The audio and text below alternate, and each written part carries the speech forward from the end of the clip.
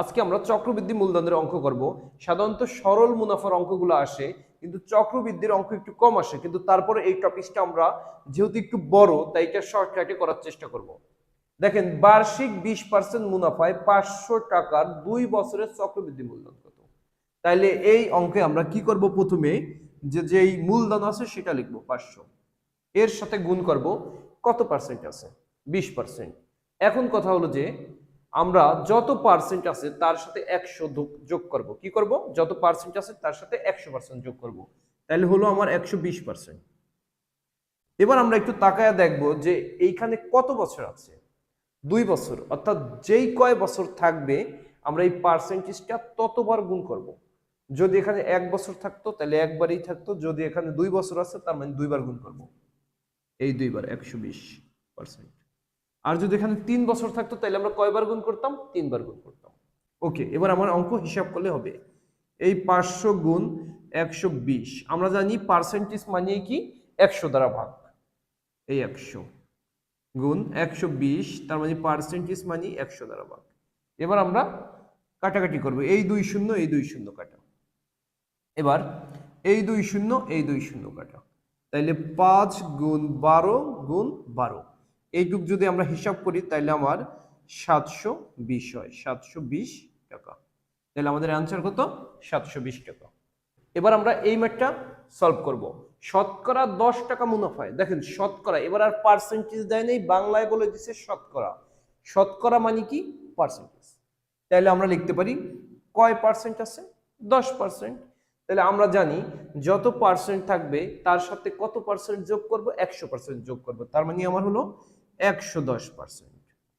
আর এটার সাথে যেন আমরা কি দেখব? কত বছর আছে, যেই কয় বছর থাকে ততবার এই পার্সেন্টেজটা গুণ করব।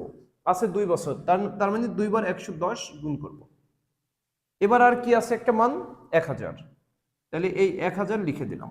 এবার আমরা জাস্ট 3টা গুণ করে দেব, তাহলে 110 পার্সেন্টেজ মানে কত দিয়া ভাগ? 100 দিয়া ভাগ, গুণ 110 বাই 100, এই 1000।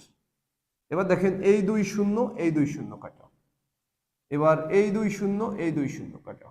এবার আমাদের কত হয়?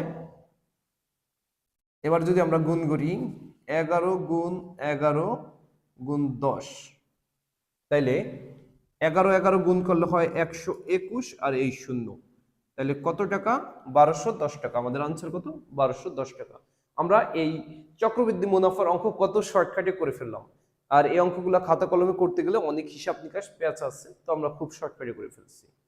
এবার আমরা এই ম্যাথটা সলভ করব। দেখেন, জামাল সাহেব 10% মুনাফায় ব্যাংকে 3000 টাকা জমা রাখেন, তার মানে পার্সেন্টেজ আছে 10%, মূলধন আছে কত? 3000। প্রথম বছরান্তে তার চক্রবৃদ্ধি মূলধন কত? আচ্ছা ওকে, আমরা কি করব? পার্সেন্টেজ কত আছে? 10%, তার মানে 110%। 110%, আমরা জানি যে যত পার্সেন্ট থাকবে তার সাথে 100 যোগ করব, তাহলে 110%। এখন আমাদের কি করতে হবে? কত বছর রাখছে, তাহলে ততবার এই পার্সেন্টেজটা গুণ হবে। দেখেন, আছে কোনো লেখা 1 2 3 4? নাই, কিন্তু লেখছে প্রথম বছরান্তে। প্রথম বছরান্তে তার মানে 1 বছর প্রদান হয়েছে। এই প্রথম বছরান্তে মানে কি? 1 বছর, তার মানে এটা একবারই গুণ হবে। এটা কয়বার? একবারই লিখবো। এবার এটার সাথে গুণ দিব এই 3000 টাকা, তাহলে এই 3000। ওকে, এবার আমরা জাস্ট হিসাব করলেই শেষ। পার্সেন্টেজ মানে 100 দিয়ে ভাগ, 110 গুণ 3000, তাহলে এই 2 শূন্য এই 2 শূন্য কাটা। এবার আমরা 11-র সাথে 3 গুণ করলে হয় 33, আর এই দুইটা শূন্য পাশে বসাই দিব, তাহলে আমাদের কত টাকা হলো? 3300 টাকা। তাহলে কত সহজে আমরা অঙ্কটা করে ফেলছি। 10% চক্রবৃদ্ধি সুদে 10%, 100 টাকার 2 বছরের সুদাসল কত?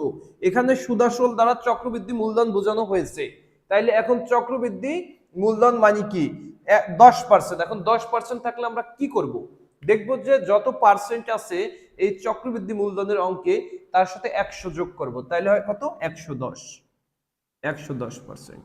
এবার এর সাথে দেখব কয় বছর আছে, যেই কয় বছর থাকে এই পার্সেন্টেজটা ততবার গুণ করব, তার মানে কয় বছর আছে? 2 বছর, তার মানে 2 বার 110 গুণ করলাম, এই 2 বার, অর্থাৎ 2 বার লিখব। এরপরে আমাদের কত আছে আসল? 100 টাকা, এই 100 লিখে দিলাম। এবার জাস্ট হিসাব করলেই হবে। পার্সেন্ট থাকলে এর দৌড়ানোর জন্য 100 দ্বারা ভাগ করব, গুণ এই 110, এখানে 100 দ্বারা ভাগ, গুণ 100।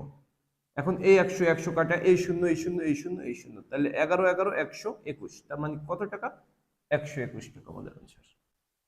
আপনারা যদি এই অঙ্কগুলো বুঝে থাকেন তাহলে বোর্ডে দেওয়া এই অঙ্কটি সলভ করে আমাকে কমেন্ট বক্সে জানান।